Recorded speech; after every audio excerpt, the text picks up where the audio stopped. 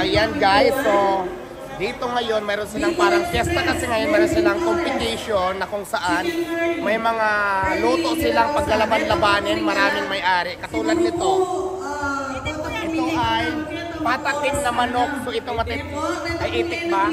Meron sila dito. Tapos syempre meron din sila dito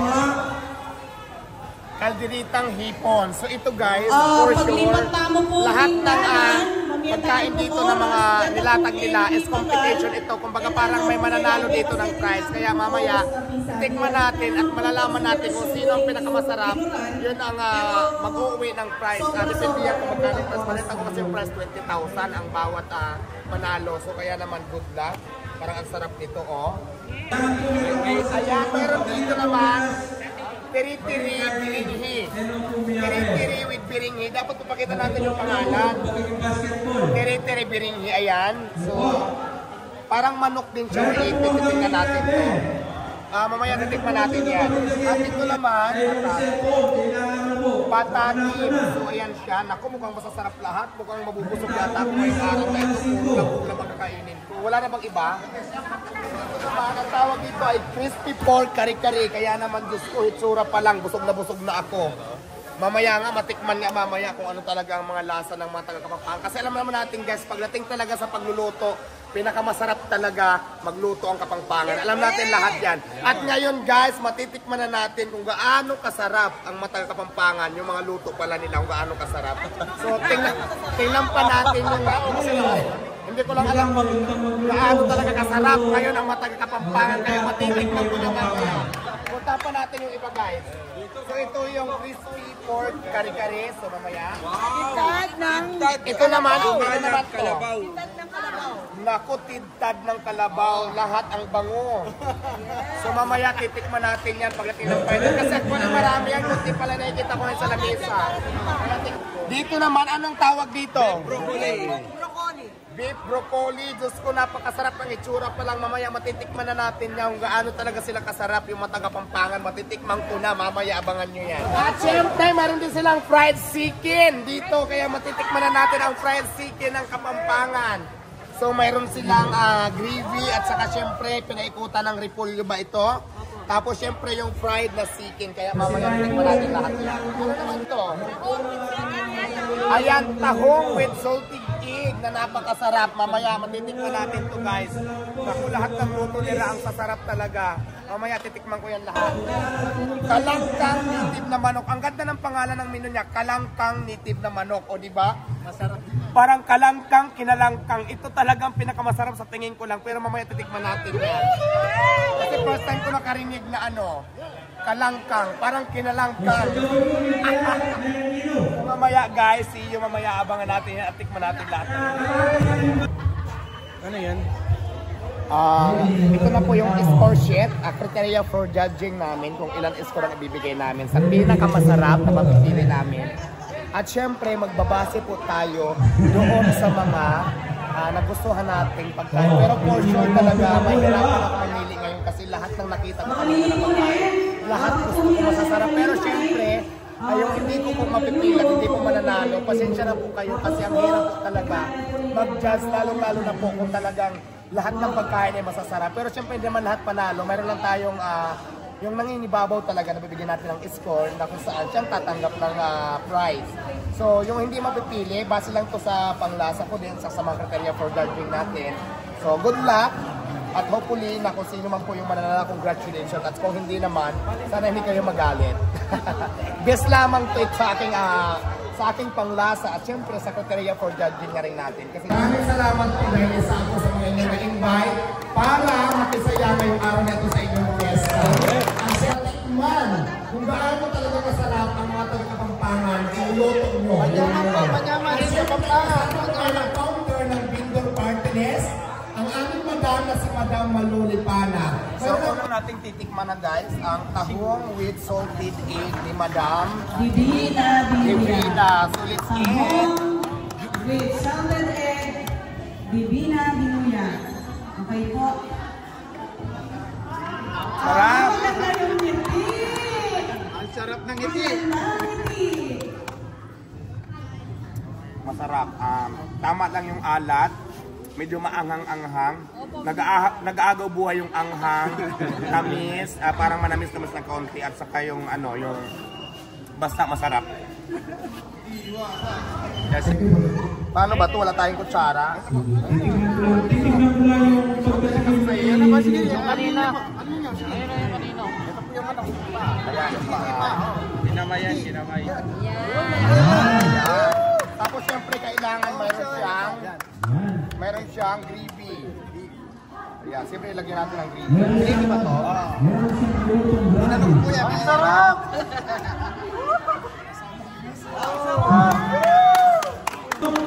Ayan, dito naman tayo sa kakaibang menu. Ito yung napansin ko kanina na hindi ko pa natitikman talaga yung kinalangkang. Diba? Hindi ko pa natikman talaga sa buhay ko yung kinalangkang ako. So ito na. Tikman na natin ngayon. So, umpisahan muna natin sa sabaw. Sabaw pa lang! Panalo na! Wow! Ang sarap nga! Parang gusto ko na ito yung magpakalangkang. Ang sarap! Ang sabihin ko din, nag-live pa ako sa aking page. Pero steam lang. Ngayon ko lang din nalaman na pwede palang gawing kalderita yung hipon. Kaya titikman na natin gano'n sa kasarap.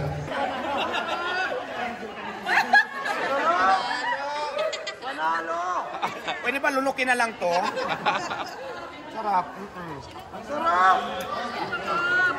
Lasa! Alam mo, importante dito kasi talaga yung lasa niya, yung hipon. Masarap, grabe. Kakaiba. Patatim na Itik. manok o itik. Patatim siya na manok. So ito na.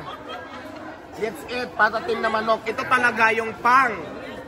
Sikat talaga to dito sa Pampanga. Patatim na manok, no? Ay itik.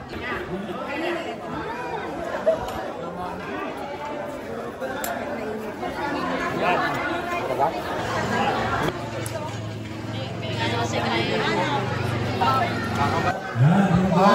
Ito naman ang pangalan pala dito ay Tibtad Damulag. Tibtad Damulag.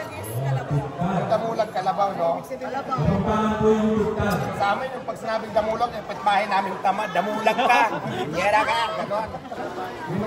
Ang sarap! Manyaman. Manyaman ba? Manyaman? Ang mayaman.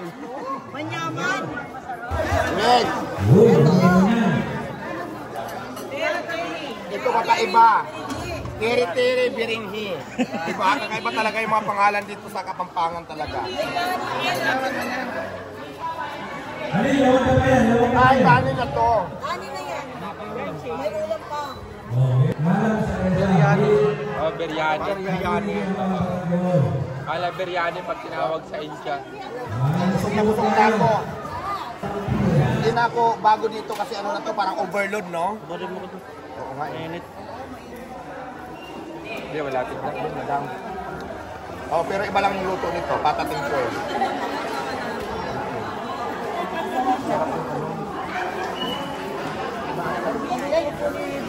Huwag mo ako matawag na teri-teri. Di ba? Chicken curry. Chicken curry, kamag-anak ni Mariah Carey. Naman masarap talaga, ang hirap na make it. Manyaman po. After natin mag-food testing, ikaw na lang magbibigay ng ng score, wag na ako. Rib broccoli with dessert na leche plan. Siyempre leche plan muna tayo.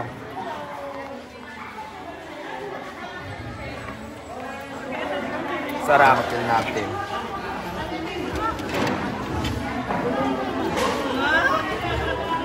Sarap din. Manyaman. Ipabalot mo na lahat yan. Madam, last. Baked chicken, quarter naman itong pinaka. Ay, hindi pa pala pinakalas yan pa.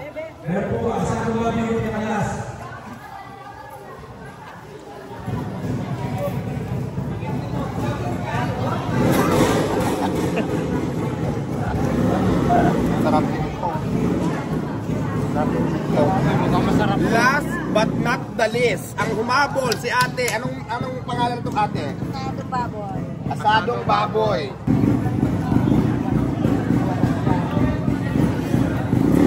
Sarap din, maasim-asim na Sarap. And guys, pagkatapos pagkatapos namin tumikim, kainan close na.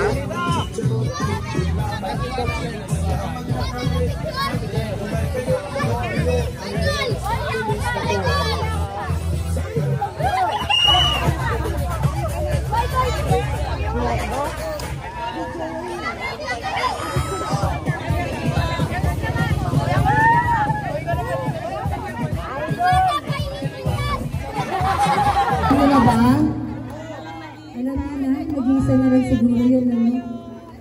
Sino pang hindi nabanggit? Congratulations kay Pinalangkang Nipit na Manok. Ikaw ang winner ng 10,000 pesos. Masarap talaga pag pinalangkang. Diba?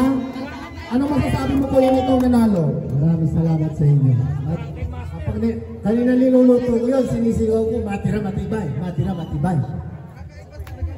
Ayan, congratulations kuya at may dagdag puhunan ka na. Sana lumago pa yung 10,000 mo, paabutin mo ng 3 million. Yung 10,000. Uy, ako nga nag-start lang ako ng 5,000 pesos. Oo. Ngayon meron na akong 10 franchising at meron akong 2 piston na malalaki. At syempre, di ba, depende na yan sa'yo kung paano mo siya palalaguin, di ba? Kaya naman kuya, congratulations. Sana nag-enjoy kayo. And happy fiesta po sa barangay Gulap, Candaba, Pampanga. Maraming salamat po sa inyo.